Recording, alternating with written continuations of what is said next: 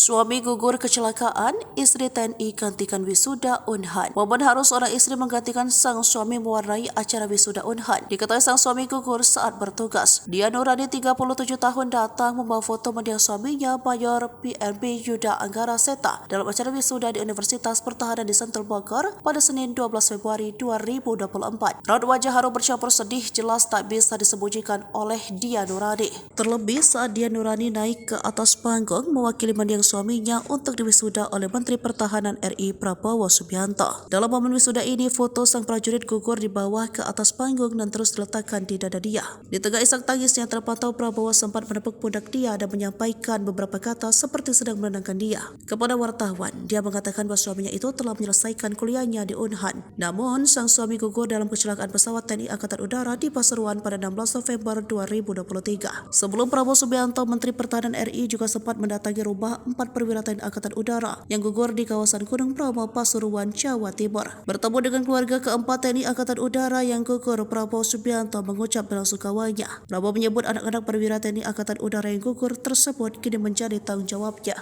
Hal tersebut diungkap dia ketika dirinya diberikan nomor telepon sang Menteri Pertahanan dan bisa dihubungi setiap saat. Sebelumnya, Mayor Yuda Anggara Seta merupakan salah satu awak dari pesawat EMB 314 Super Tucano dengan nomor TT3111. Mayor Yuda Anggara Seta gugur dalam kecelakaan pesawat TNI Angkatan Udara di Pasuruan pada 16 November 2023.